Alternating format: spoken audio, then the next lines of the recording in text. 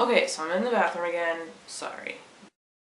Hey Lawrence, it's Tuesday. So the thing about recording videos on Monday is that Monday tends to be my catch-up day after the busy weekend, and I'm doing laundry and dishes and stuff around the house, and I tend to not leave the house because I'm doing stuff at home, and therefore I tend to not shower or look presentable at all. So it's hard to record a video on Monday in that state, so I'm recording a video on Tuesday. It's a good thing I had those videos recorded ahead of time with me reading the letters to you, because I was not gonna have any time last week to record a video, and I probably would have missed a week because I was working like over 60 hours last week, and it was crazy. And it was great. And it was a lot of work, but it's a lot of money, and it can be sort of fun sometimes. And it's good to like be doing different things. I've had a lot of weeks recently where I only worked a couple of days, and I had a lot of days at home and stuff, and now I got to like be out and do my thing, do the stuff that I do. And it was great. Somehow during this whole week I was able to finish an entire book this week. Kind of surprised with myself. I started it last Saturday on March 1st and I finished it on Sunday, March 9th, even though it was the busiest week I've had at work in a while. That book is The Endgames by T. Michael Martin. I refer to this book, The Endgames, as my zombie book because it's about zombies, and it was actually a pretty good book. I'm not really into zombies and stuff like that, but it was a good book, and it's young adult fiction, which I'm kind of into, so it's pretty cool. You should read it. I like young adult fiction books because they bring up some like real life relatable situations and issues and stuff, such as like, what are we gonna do when the zombie apocalypse happens? How are we gonna stay alive and find bullets, and who's gonna be in charge if there are other people alive?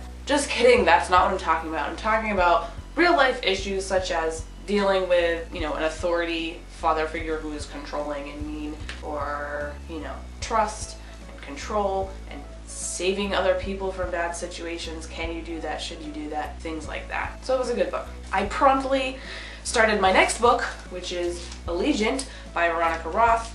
This is the third book in the Divergent series, and I'm super excited about it because the Divergent movie, is coming out in a couple of weeks, and let's all go see it. All of you who's watching this, let's go see it. I like to see movies on like a Monday morning because it's like $6 instead of like $9, so let's do that. Anyways, if you haven't read it, you should read the Divergent series. It's pretty good. I think it's sort of similar to like the Hunger Games in that it's like its own world and it's run a certain way, and there's, you know, a female heroine who, you know, needs to make some choices and obviously save the world.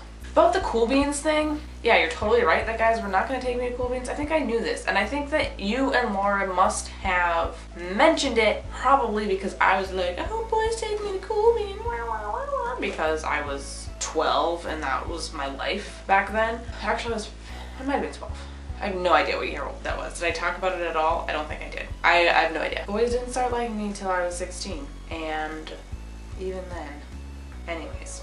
And so you say that I'm mean, do you? You're probably right. This reminds me of a book called Paper Towns by John Green that I think of often because sometimes a person bothers us and we're like, why are they doing this thing? Sometimes they're being mean and that's one thing, but sometimes like a person's just being themselves and they're not really, maybe they're doing things the way, not the way you would do them, but they're not really doing things wrong, and who are you to say really? And we have to accept people for who they are, and when they're doing something that's annoying or they're being annoying, or they're bothering us, like we have to think like that's who they are, and I'm gonna love the whole person, and I'm not gonna try to change them to be who I am. And that's the thing that I think we do sometimes, I do, is I want people to be like me. And really that's not the answer, and that's not a good thing. Not everyone needs to be like me. We should all be different, and I'm not necessarily right. I'm probably wrong, I know. So, about the college thing, I totally agree with you about how, you know, what if a massager was cut short, we would ask for our money back, and a college class is cut short and we think that's a good thing.